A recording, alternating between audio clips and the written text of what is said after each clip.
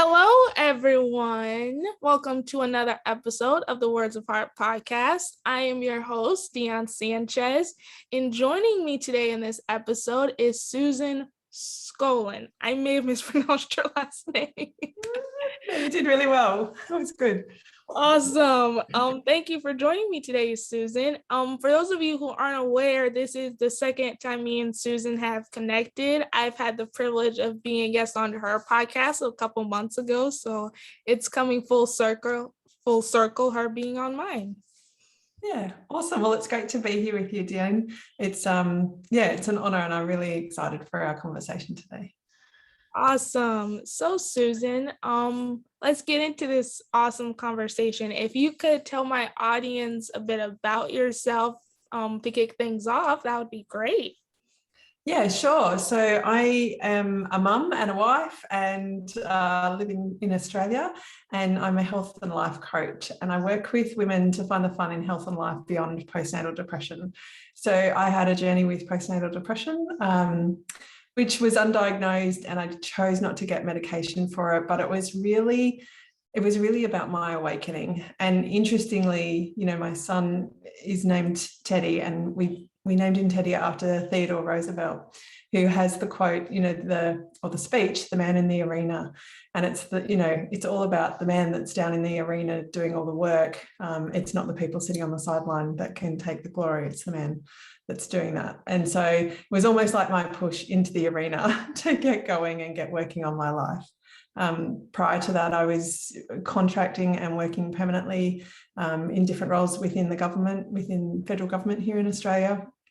And they were great roles, and I had great opportunities in there, but it just didn't light me up. So it was almost like Teddy came along to say, let's shake things up. Everything's going to be different now.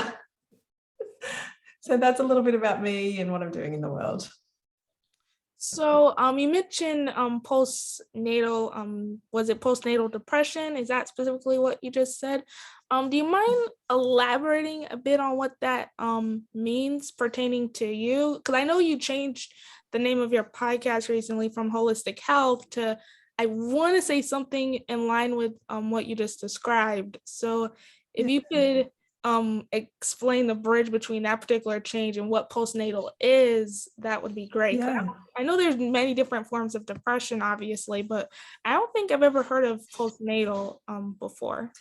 Yeah, so postnatal depression is, I think it's not an American term, you use postpartum. So it's after you have your baby that you end up in a state of depression, where for me, depression was, postpartum depression is linked to a lack of or a loss of identity.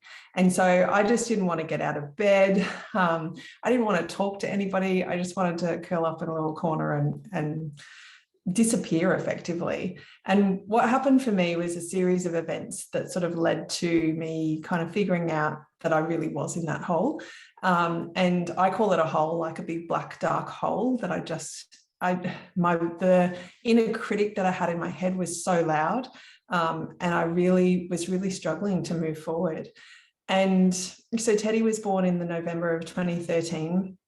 He was IVF, so we had gone through 3 rounds of IVF to successfully have him, which is amazing. The pregnancy was pretty straightforward.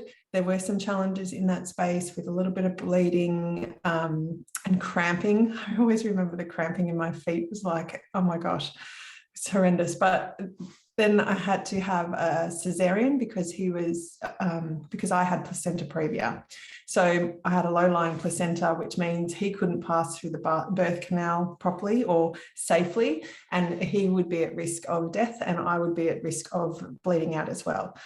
So it made sense to have a cesarean. And so I went through that process. That was fine. And look, a cesarean it is a major operation, so it's not a small thing. And I remember when I got up to go to the bathroom, I think sort of later that day, and I just felt like an 80-year-old woman, like bent over, couldn't stand up straight. And I was like, oh my gosh, I didn't expect this kind of pain and this kind of morphing within my body, that I would have to really heal from this. Anyway, Teddy was perfect, and he's beautiful. but he was an hour on, hour off. So in terms of feeding for an hour and sleeping for an hour. And that was my 24/7, generally speaking. And now for somebody who loves sleep, like 10 hours, my husband will say 10 hours and Susan's human, 8 hours and she's surviving. But when we're hour on, hour off, and I'm very driven as well. So you put that into the mix of everything, there was always going to be challenges.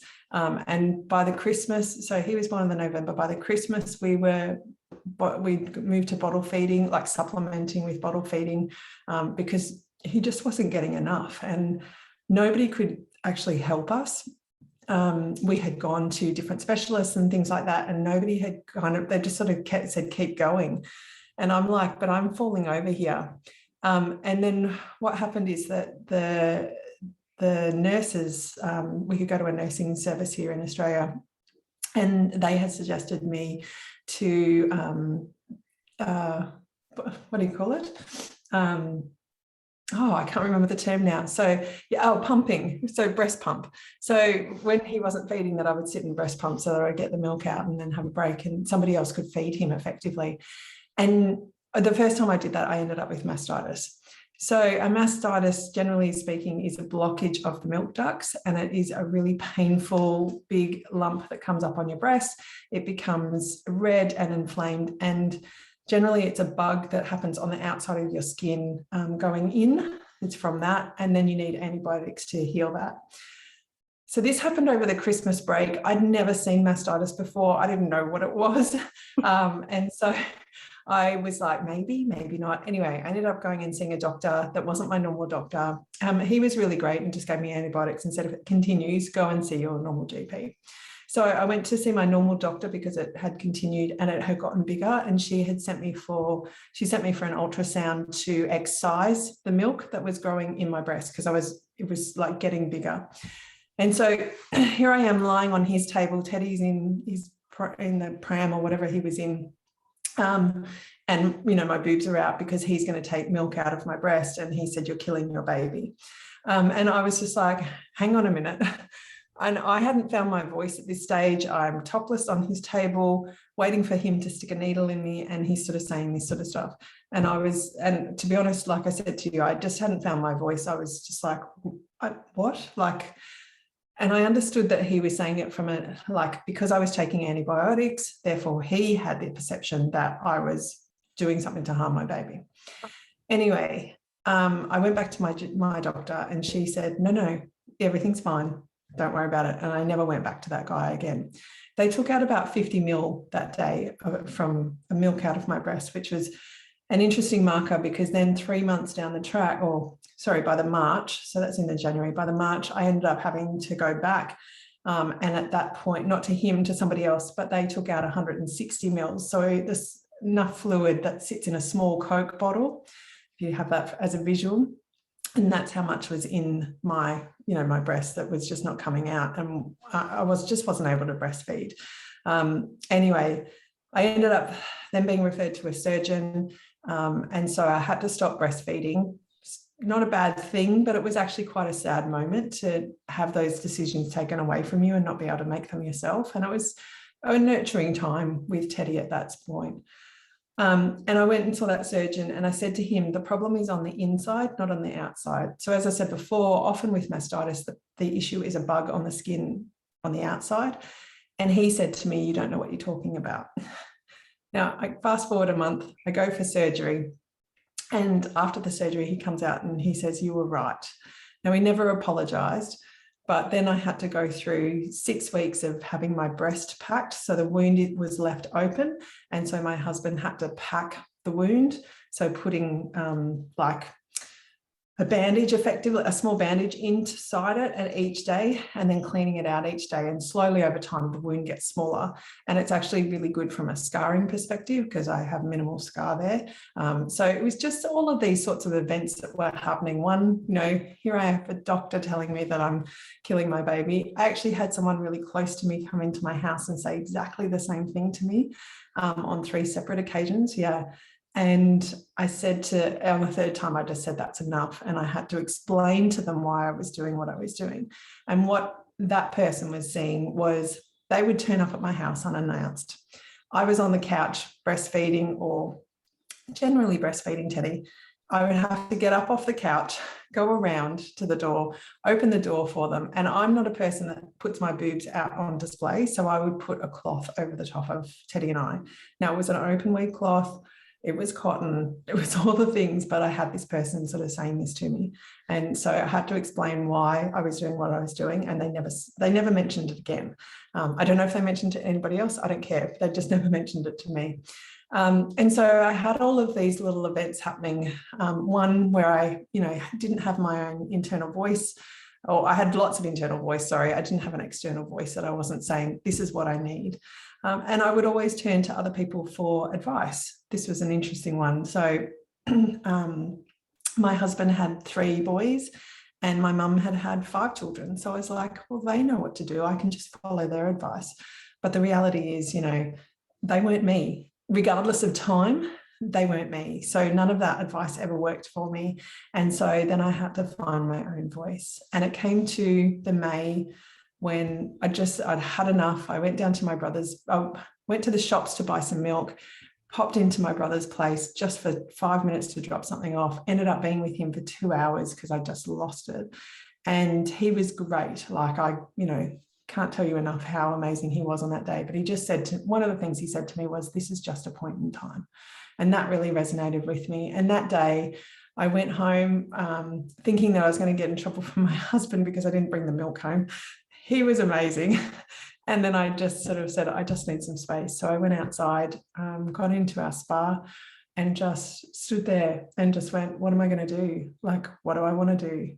And I went through all the options. Do I leave him? Do I leave him and Teddy? Do I leave the world, kind of thing? What are all the options that I kind of want to play out? And I ended up staying, obviously. I ended up just saying to my husband, I love you, but it's time to listen to me now. I started to work on that inner critic. I started to do lots of personal development. I just started to eat better.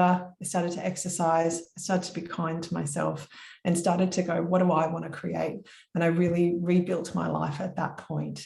And I think a really nice memory for me now, or a moment for me, is last year we ended up selling the house that we were in. So if you think back to that time, I didn't want any of my life. I absolutely hated my life. But here I was 6 or 7 years later. I loved my life. I loved my husband. I loved my child, Teddy. And I was just like, wow, that's a huge transformation. And I was really proud of myself. Oh, Susan, and the thing is, this is our second time connecting, and I'm like getting so emotional hearing your story because like the amount, like what your body went through. Yeah. I mean, obviously it led to the birth of your son, and the birth and miracles are absolutely incredible as a parent. But and normally there's some emotional residue after a birth, obviously, because you're pushing a human out of your body. But you had to deal with a whole lot more physically and mentally, and I commend you for your strength and still being here, because that can be really traumatic having to go through that. Yeah, some people don't survive that. Like, they just can't see a path forward. Somewhere within me, I knew that things could be different. I guess I looked outside myself for some of that evidence as well around people who were doing things differently. And so I was open to that. Now, that was just in my immediate world, and there was lots of evolutions that came on from that.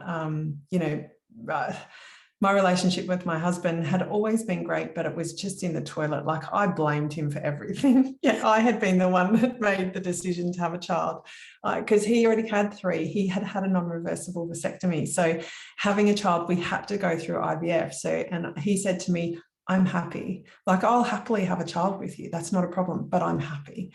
And so I actually had to make all those decisions. Yet here I was on the other side going, it's because of you that I'm like this. And it had nothing to do with him. So I had to work through all of those stories. But yeah, some mums just don't survive, or if they're physically here, they're not emotionally and spiritually here, mentally here. Like they're really still struggling. And there's so many women that are still on antidepressants or any sort of drugs to support them that they just don't know how to function anymore without that. And to me, that's sad. Like I believe, I didn't take drugs myself, but they serve a purpose totally. But when you are so disempowered to then be able to go, maybe I can do this differently, that's where I think there's a rub, and there's things that we can do better in that space. Absolutely. So, considering what you just shared with me and how you have a podcast, which is absolutely awesome, and I'm glad I had a chance to be a part of it before you changed the name. Can you explain? Obviously, I assume that your story sort of played a role in starting your podcast. Could you share with my audience what your podcast is about and how you help fellow people going through the exact same experience as you did? Yeah, sure. Sorry, I didn't answer that before. No So worries.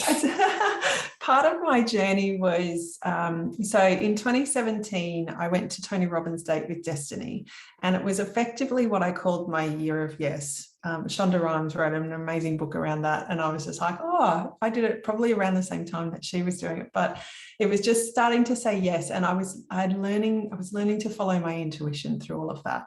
And I went to Tony Robbins, and that was a massive investment for us. But as Chris says, I literally flew after that. Like everything just sort of shifted and changed for me. And I walked into that 6 day, because it was Date with Destiny. So it's 6 days. And I went, I'm just going to put everything out here. I'm just going to stay open to anything that comes through the door. And I did. And so what that then led me to doing was to say yes to a couple of businesses. Both were network marketing. I had no idea what network marketing was. I don't particularly do anything in that space now, but one of those businesses, there are a number of people who had gone through the Institute for Integrative Nutrition to become a health coach. And so to me, that was kind of like the path. I needed to say yes to this piece to be able to then see that IIN was an option for me and maybe something that I'd want to study. And so I had always been into health and fitness. I played netball at a very high level. So here in Australia, which is a sport, and you can go onto Google or YouTube and watch an Australia versus New Zealand netball game. But just going on, I had been in this yo-yo in terms of health and wellness, working hard pre-season, working hard through the season and eating pretty well, and then falling off during the summertime and just coming back. But I wanted to create some consistency in it. Yeah, IIN presented an opportunity for me to grow and to change. And part of the studies that we do is we do initial health consultations with other students. And what always blew me away was how unique everybody's story was. So there were so many amazing people just living life, and they had transformed their own lives, and they were everyday people doing these sorts of things to then go, I can live differently. And I think I had the story perhaps, and others had the story, is that it wasn't possible. Like you had to have money to be able to make these changes. You have to have time. If she works, that kind of job, perhaps a movie star, for example, she's not working all the time. So therefore she can do one movie a year and then go and look after her health and wellness, those kinds of stories that sort of pop up. And so I was just blown away by these people doing what they were doing. And that led me to starting the podcast. So I had a Facebook group called Holistic Health, and I wanted to do an overall view of health within that group. And that then transferred over to doing the podcast. So Holistic Health with Susan Collen, which is what it was originally called. And so I was interviewing everyday people like yourself who had transformed through health and wellness journeys, and other professionals as well who were supporting them on their journey. So people who, human design specialists, I've got Ayurveda specialists, just lots of different people, spiritual guides and that sort of stuff, acoustic record readers, all of those sorts of people that I had the privilege of interviewing through about the first 70 odd episodes, somewhere in there.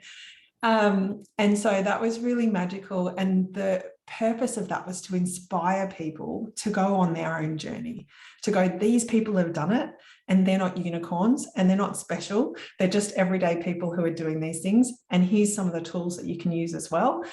So go on your journey, whatever that looks like, and believe that it's possible to make those changes, because you can make them. And so then coming into this year, I had all these grand plans for this year. I was like, I'm going to do this, I'm going to do that, da, da, da, da, da.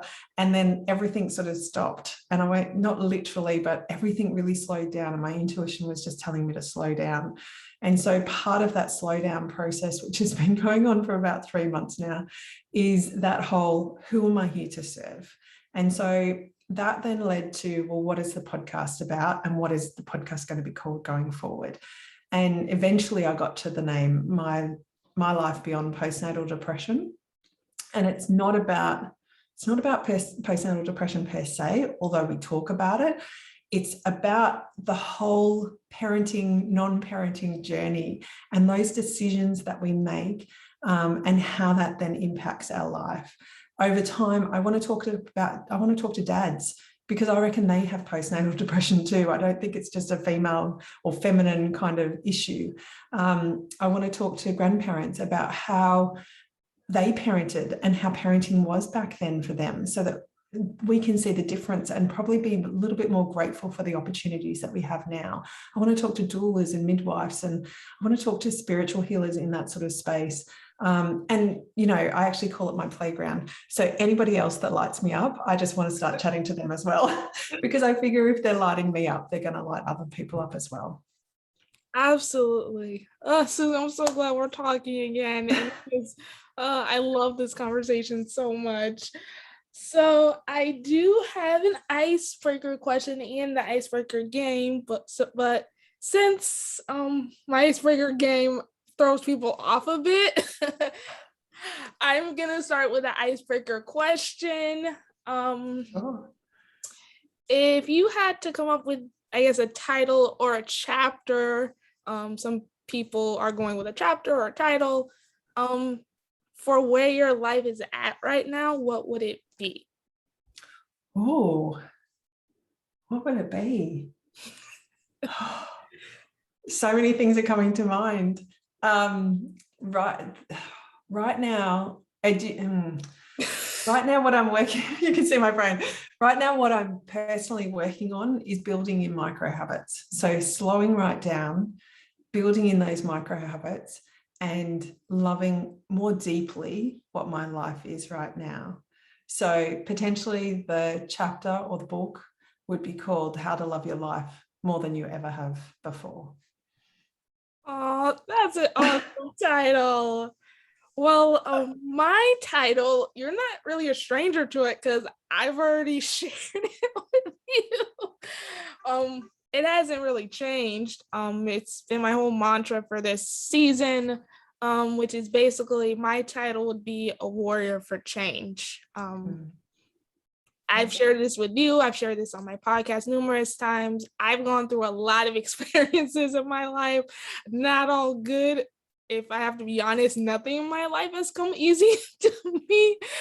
And it's just shaped me into the person I am right now. So I think A Warrior for Change really, it represents the phase of my life that I am at right now. So that's awesome. And I think that's what we called your podcast. I called your podcast episode with me. So yes, it was called A Warrior for Change or something along the words warrior. Yeah. Or Change Warrior. Not sure. I don't have to have a look at it, but yes. So I think that's very fitting for you. I think that's a really, like, you're another advocate and you're another example of what's possible. You're another inspiration around, you can create the life that you want. You just got to go out and do it, and you got to believe that it's possible and just take those steps. Like I remember talking to you in the podcast interview around some of the decisions that you made and went, well, why can't I do that? And then you went and created it, so just being able to say, hey, I can put my hand up too. I'm equally as valid and equally as allowed. Let's go and create those changes, and doing them earlier than you were supposed to, in inverted commas, or air quotes, supposed to do it. Yes. Me using my voice definitely started since I was born, even though I don't have a voice to use quite yet, because I couldn't hear her talk for the first 2 years of my life. But that just makes it all the more symbiotic and shows the depths of my character and how far I've come. So 100%. Yeah, totally. So on to the icebreaker game. I feel like you're gonna love it. It might stump you a bit. So my icebreaker game is called Song Association. Um, Basically, I would give you a word, and you could either sing it or rap it or just say it, because we're not known for singing capabilities. Not everybody. We're not Beyonce. So you don't have to like sing it or rap it. You can just say it if it comes to you. I give you the word and then you say it. Either it's in the song title or in the actual lyrics. Okay. But there's a catch. There's a catch. You only have 15 seconds to say it. That's the thing. There's a million songs in the universe, all pertaining amazing words, which is the perfect game for my podcast. But when you have 15 seconds, your mind goes blank. So yes, we shall see how you do. Lucky we're friends. It's all good. I did change the last word because people were having trouble with it, but not even the person that I gave this word to in the last episode could do this. So hopefully you have better luck, I guess. But it's all in fun. So, okie dokie. So the first word is heart.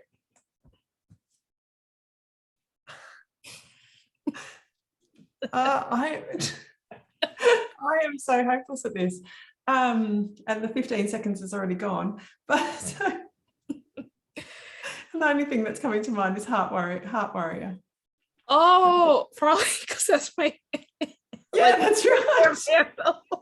Yeah. And my favorite, like one of my favorite singers is Taylor Swift. And I'm going, she talks about love all the time. I'm like, where does heart come in? And there was a band back in the 80s called Heart. Yeah, that's about as good as I've got for you. It's all good. You could have done that infamous Titanic song with Celine Dion, but that's just one idea. Art will go on or whatever. Oh, yes. And I love Titanic as well. All right. You've done this before, right? Well, this is the first time I've started introducing this game into the podcast for the new season. So, but people, it's a time thing. It tricks your mind a bit. So, but yes. So the next one, I almost feel a little bad because it's really my guest participating. It's not me participating in this game. I mean, I guess I could, but it's just more fun. So the next word is words. More than words is all you have to do to make it real. That's about it. Awesome. You're like the first person to actually come up with the song for that word that has words. And that's exactly the song I was thinking of when I came up with this game. Okay. Awesome. I haven't heard that one for years. It's a great song and clearly much better. They sing it much better than me, but it's okay. Well, I think many people have covered the song, but I know, see, this is a fun game. It's a fun game. So the last one, the thing is, maybe I need to do my homework because I'm sure there's a song pertaining to this word, but it's lost on me. What would be? Maybe I can come up with something. Let's see what I can find. So the last word is hope. Bob Hope isn't the answer.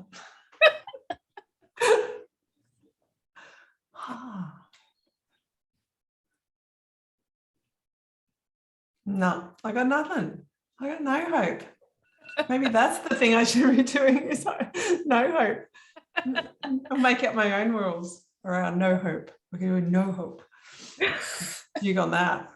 But I don't think that's the intention. We want to create some hope. There is hope. Yes. Thank you for partaking in this fun little song association game. I'm sure you're gonna Google search the word. Yes. And I'm proud of myself. I got 1 out of 3, so that's pretty good. And interesting. Yeah. No need to beat up on myself about not getting Titanic, but it's been a long time since I've heard that one. No worries. We can keep singing songs and chuckling all night long, but we're at the end of this awesome conversation, unfortunately.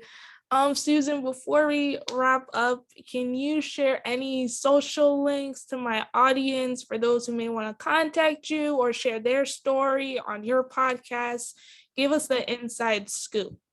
Oh, absolutely. So you can head over to Susan Collen, SCOLLEN.com, which is my website, or you can come and find me on socials, which generally I'm on Instagram and Facebook, personal and business page, and I am in LinkedIn. I don't do a lot over there, but yeah, Instagram is probably the place to find me at the moment. So Susan Collen.